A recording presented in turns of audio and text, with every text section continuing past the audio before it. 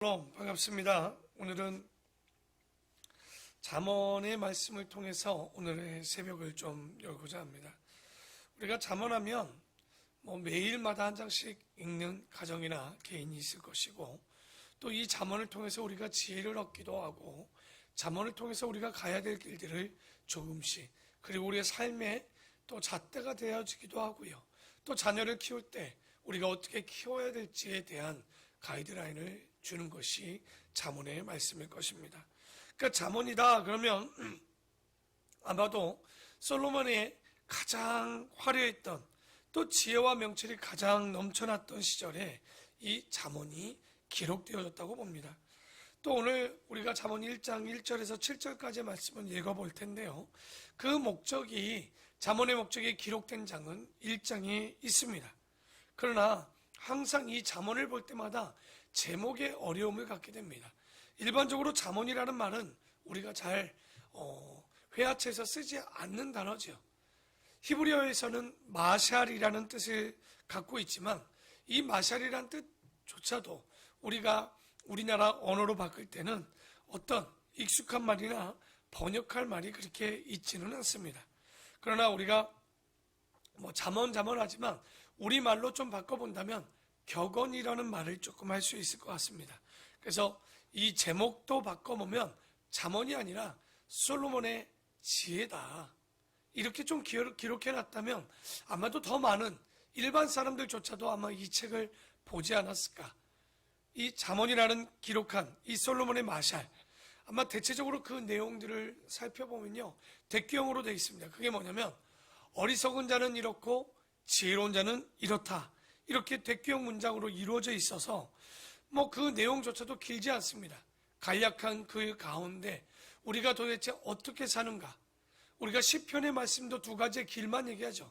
악인의 길, 그리고 의인의 길. 그러니까 복잡하지 않습니다. 잠언도 지혜롭게 보면 굉장히 간단한 얘기입니다.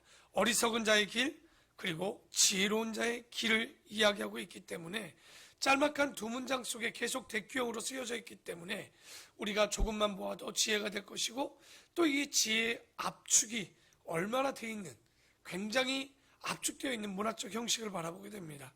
그래서 잠언을 왜 기록했는가 이렇게 살펴보면, 솔로몬에겐 아내가 굉장히 많이 있었죠.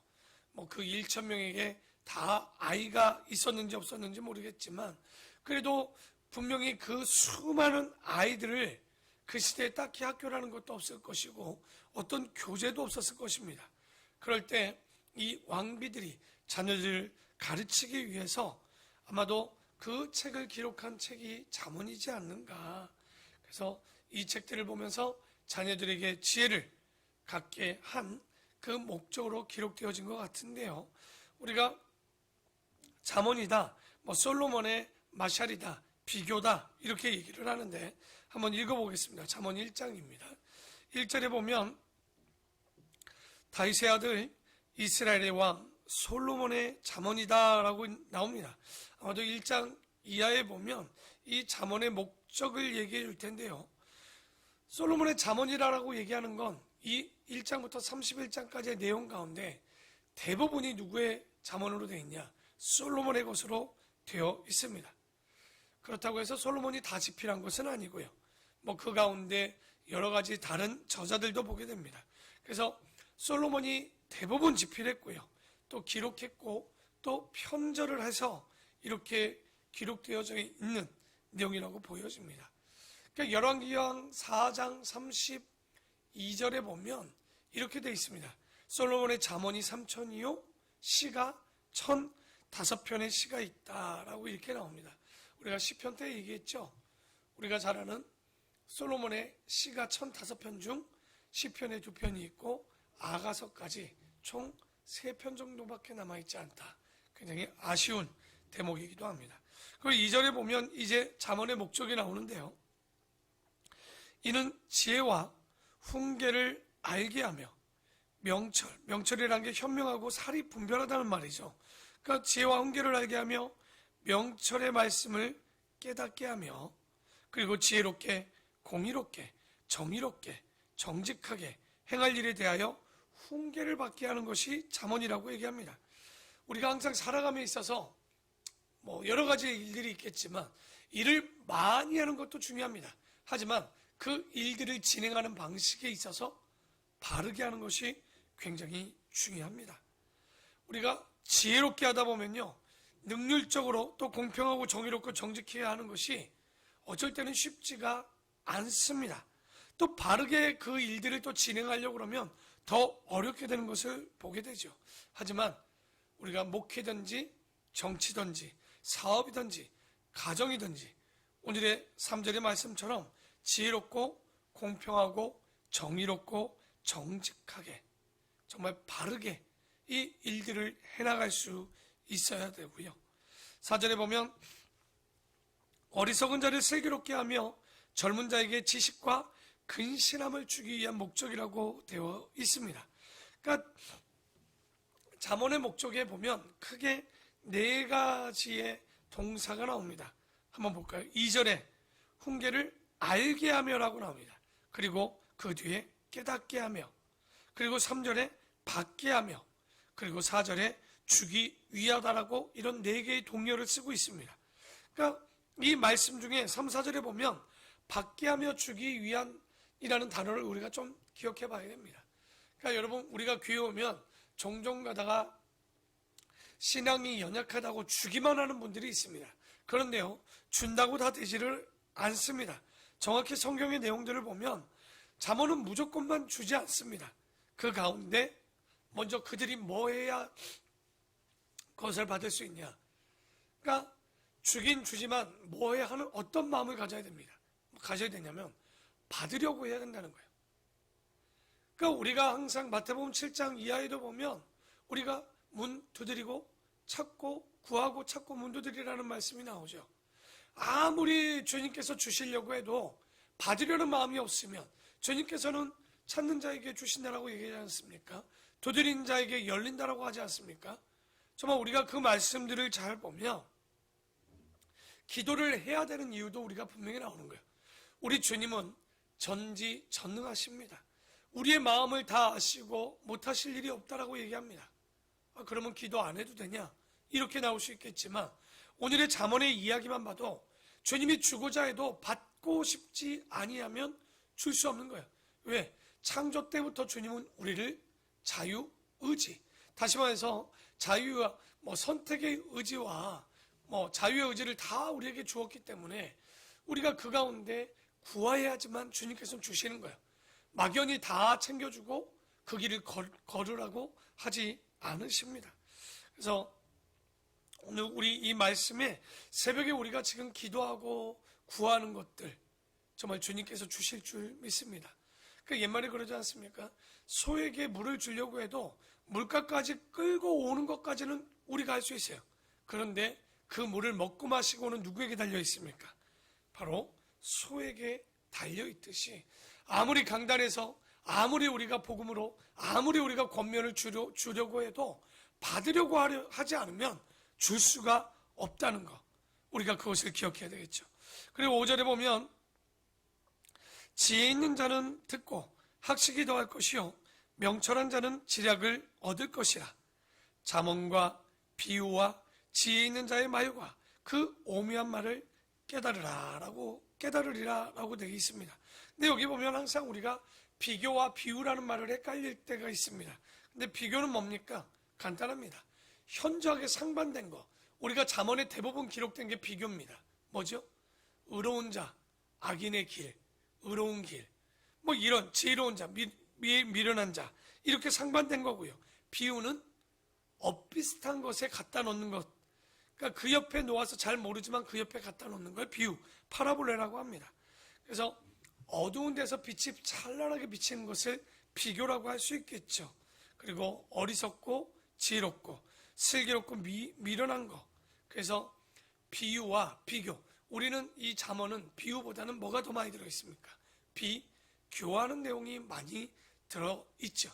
그래서 우리가 삶을 살아갈 때 진짜 그리스도인이다, 야 그리스도인의 가짜다, 어떤 자리에 서고 싶습니까? 항상 비교되어도 빛이 되어주시는 주님의 은혜의 자리, 야 권사는 이 정도는, 집사는 이 정도는, 평신도는 성도는 이 정도의 신앙을 가져야지라고 보여질 수 있는, 오늘 예배드리는 자들이 그 기준, 밝은 빛의 기준이 되어줄 수 있는 믿음을 갖기를 소망합니다.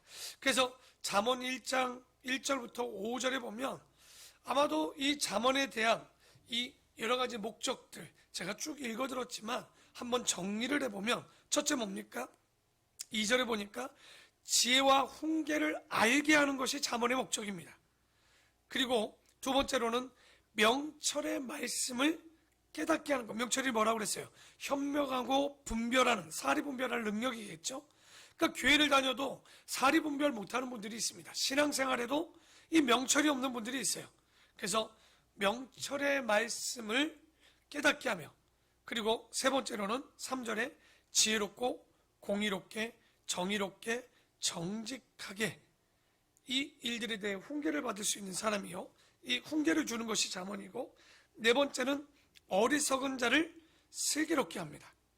그리고 근신함을, 그리고 우리에게 뭡니까? 지식과 근신함을 주기 위한 것이고, 여섯 번째로는 5절에 나오죠. 학식과 지략을 얻게 하려는 것. 그리고 우리가 이런 모든 것들, 여섯 가지의 목적이 뭐냐? 솔로몬이 우리가 목적에 있죠. 자신의 자녀들을 훈계하기 위하여 기록했던 책이 바로 이 잠언이었다. 원래 잠언은 3천의 잠언이 있었습니다.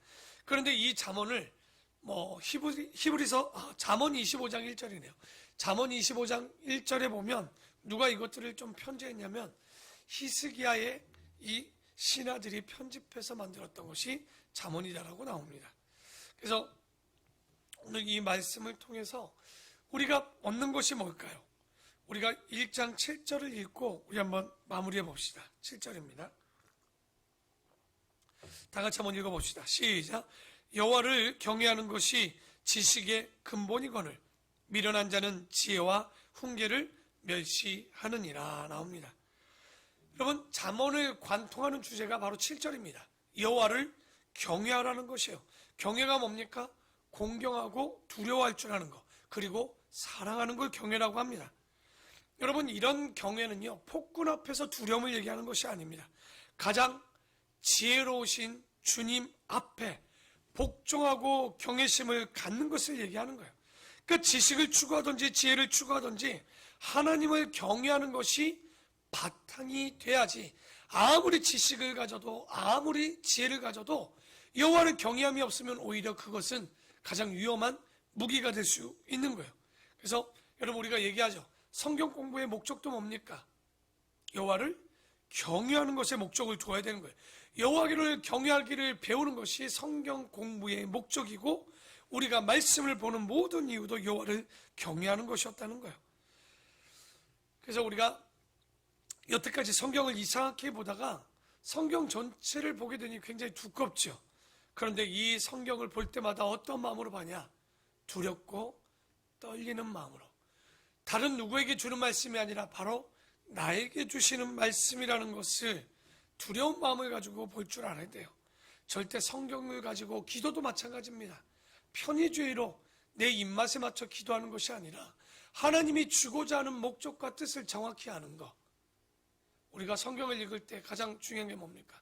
성경의 원 목적대로 볼 줄 알아야 돼요. 그러니까 제발 본질, 하나님이 주시는 이 본질이 무엇인가, 그 본질을 알아야 살아가는데, 자꾸만 본질은 없고 편의주의에 있어서 마음껏 살아간다면 그건 굉장히 위험한 거죠. 그래서 우리가 한번 잠언을 보면서 여러분 결단하시는 것도 좋을 것 같아요.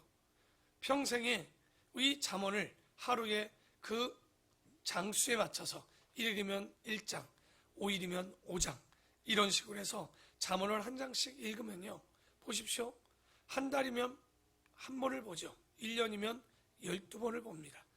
10년이면 120번을 보게 될 것이고요. 정말 얼마나 우리가 지혜로워질까요? 그러니까 많다면 많고 적다면 적을 수 있겠지만, 하루를 시작하는 이 잠언을 통하면 우리 자녀들에게, 부모들에게도 동일하게 이 지혜와 격언과 또 많은 어리석은 자들을 슬기롭게 하는 이 지혜를 맛볼 수 있게 될 것입니다. 항상 우리가 어려운 인생들을 살아갑니다. 쉽지 않고 풀어내기 어렵습니다. 그런데 이 어려운 인생을 풀어갈 때 그 어려운 문제들을 풀어가는 공식이 어디 들어있냐? 이 성경에 들어있습니다. 여러분, 우리 아이들이 수학을 할 때 수학을 잘하는 방식 중에 하나가 그 개념을 알아야 되고요. 그게 본질이겠죠. 그 본질을 안 다음에 뭘 또 알아야 됩니까? 공식을 알아놓으면요, 굉장히 문제를 쉽게 풀 수 있습니다. 동일합니다. 우리가 인생을 혼자 공식도 모르고 혼자 풀어가려고 하면요, 다 더해보고 다 빼보고 안 해봐도 되는 거 다 해봐야 됩니다. 그러나 성경은 여호와를 경외함을 통해서 그렇게 가지 않아도 되는 거예요. 실수하지 않아도 되는 건 굳이 할 필요 없이 우리가 이 공식 안에서 하나님의 말씀대로 살아갈 때 이 솔로몬의 마샬, 솔로몬의 비유, 솔로몬의 지혜를 통해서 그야말로 인생의 난제를 능력적으로 정직하고 공의롭고 우리가 정직하게 이 모든 일들을 부지런히 갈고 닦아서 오늘 하루 우리가 살아갈 때 오늘도 잠언 1장의 말씀들을 또 이렇게 9월이 곧 금방 시작됩니다.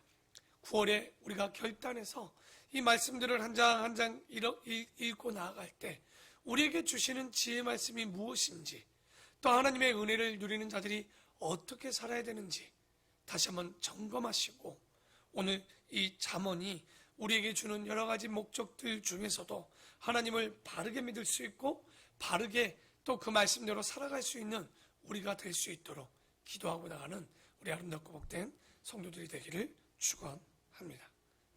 기도하겠습니다.